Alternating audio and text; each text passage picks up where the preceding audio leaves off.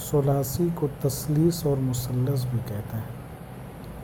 یہ 3 مصرعوں پر مشتمل شعری ہیئت ہے جو مختلف اوزان اور مختلف قافیوں کے نظام سے کسی مکمل خیال کا اظہار کرتی ہے۔ پرانی شاعری میں 3 مصرعوں کے بندوں پر مشتمل طویل نظمیں پائی جاتی ہیں۔ نئی شاعری میں ثلاثی کے نام سے صرف 3 مصرعے ایک مکمل نظم کی حیثیت پیش کیے جاتے ہیں۔ حمایت علی شاعر کے ایک ثلاثی دیکھیے: پھر کوئی فرمان اے رب جلیل، ذہن کے غار حرا میں کب سے ہے فکر محو انتظار جبریل۔ اب شخصی مرثیہ ہے۔ شخصی مرثیہ اسی نظم کو کہتے ہیں جس میں دوستوں، عزیزوں اور قومی رہنماؤں اور بڑے ادیبوں کی موت پر اظہار غم کیا جائے۔ اردو کے بہترین شخصی مرثیوں میں غالب کا مرثیہ عارف، حالی کا مرثیہ غالب، اقبال کا مرثیہ داغ اور چک بست کے مراثی قابل ذکر ہیں۔ اسی طرح محمد علی جوہر نے سر سید احمد خاں کی رحلت پر، سرور جہاں آبادی نے داغ کی وفات پر، جوش ملیح آبادی اور صفی لکھنوی نے مہاتما گاندھی کی وفات پر جو مرثیے لکھے ہیں وہ بھی اسی سلسلے کی مثالیں ہیں۔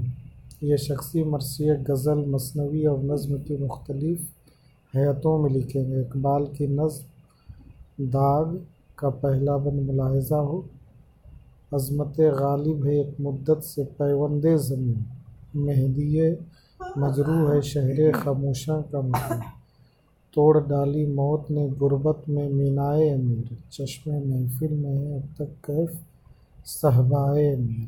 آج لیکن ہم نوا سارا چمن ماتم میں ہے، شمع روشن بجھ گئی بزم سخن میں، بلبل دلی نے باندھا اس چمن میں آشیاں، ہم نوا ہیں سب عنادل باغ ہستی کے جہاں چل بسا داغ آہ میت اس کی زیب دوش ہے، آخری شاعر جہاں آباد کا خاموش ہے۔ اب سلام کی بات کرتے ہیں۔ سلام وہ منظوم کلام ہے جس میں پیغمبر اسلام حضرت محمد صلی اللہ علیہ وسلم کے حضور صلوات والسلام کا نذرانہ پیش کیا جاتا ہے۔ نعت کی طرح سلام بھی یوں تو حضرت محمد صلی اللہ علیہ وسلم کے ساتھ ہی مخصوص ہے، لیکن اردو شاعری کی روایت میں حضور کے علاوہ خلفائے راشدین کے باب میں بھی سلام کے نمونے ملتے ہیں۔ شہدائے کربلا بالخصوص حضرت حسین کے لیے بھی مرثیے کی شکل میں سلام پیش کیے گئے۔ بعض بزرگان دین کے لیے بھی سلام کہے گئے ہیں۔ نعتیہ سلام کہنے والوں میں امیر مینائی، مولانا ظفر علی، مولانا احمد رضا خاں فاضل بریلوی علیہ رحمت و رضوان، حفیظ جالندھری اور مولوی فیروز الدین کے نام قابل ذکر ہیں۔ نعتیہ شاعری کے علاوہ سلام مرثیے کی ایک شاخ بھی ہے جس میں رحلت رسول اور آل رسول، واقعہ کربلا کے بعض پہلو، شہیدان کربلا کی شخصیت اور ان کے اوصاف کا بیان ہوتا ہے۔ اور اردو میں سلام گوئی کا آغاز دکن سے ہوتا ہے، لیکن اس صنف کو لکھنؤ کے مرثیہ نگاروں نے عروج پر پہنچا دیا۔ انہوں نے سلام میں غزل کا پیرایہ اختیار کیا تاکہ ذکر شہادت کے سلسلے میں الگ الگ خیالات و احساسات ادا ہو سکیں۔ شروع میں جو سلام کہے گئے ان میں عقیدت کی فضا کو ہی اولویت دی جاتی، بعد میں زبان و بیان پر زور دیا گیا اور فنی تدابیر کا بھی اہتمام کیا جانے لگا۔ سلام کو ایک مستقل حیثیت دینے والوں میں سودا کو اولویت حاصل ہے۔ میر درد مصفی، رنگین اور جرأت جیسے شاعروں نے سلام کے لیے نئی زمینوں کا انتخاب کیا، مضامین میں جدت اور زبان و بیان جیسے پہلوؤں پر خصوصی توجہ دی۔ غالب، ذوق، مومن اور داغ نے سلام کے مقام کو مزید بلند کیا۔ لکھنؤ میں انیس و دبیر نے مرثیہ نگاری کے ساتھ ساتھ سلام گوئی پر بھی خصوصی توجہ دی۔ ان شاعروں کے سلام زیادہ تر واقعات کربلا کے محور پر گردش کرتے ہیں۔ موجودہ دور میں بھی سلام گوئی کا سلسلہ جاری ہے۔ سلام کی محفلیں بھی منعقد ہوتی جنہیں مسالمہ کہا جاتا ہے۔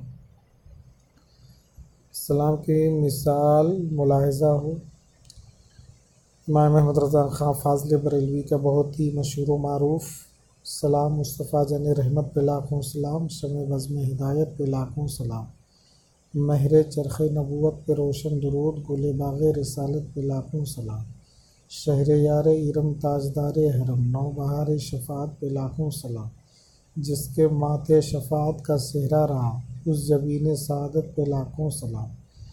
اور حفیظ جالندھری نے بھی بہت ہی پیارا سلام لکھا، سلام آمنہ کے لال محبوب سبحانی، سلام فخر موجودات فخر نوع انسانی، سلام سر وحدت اے سراج بزم ایمانی، زہے یہ عزت افزائی زہے تشریف ارزانی، تیرے آنے سے رونق آ گئے گلزار ہستی میں، شریک حال قسمت ہو گیا پھر فضل ربانی، سلام صاحب خلق عظیم، انسان کو سکھلا دے یہی اعمال پاکیزہ یہی اشغال روحانی، تیری صورت تیری سیرت تیرا نقشہ تیرا جلوہ، تبسم گفتگو بندہ نوازی خندہ پیشانی، زمانہ منتظر ہے اب نئی شیرازہ بندی کا، بہت کچھ ہو چکی اجزائے ہستی کی پریشانی، زمیں کا گوشہ گوشہ نور سے معمور ہو جائے، تیرے پرتو سے مل جائے ہر ایک ذرے کو تابانی، حفیظ بے نوا بھی ہے گدائے کوچ الفت، عقیدت کی جبی تیری مروت سے ہے نورانی۔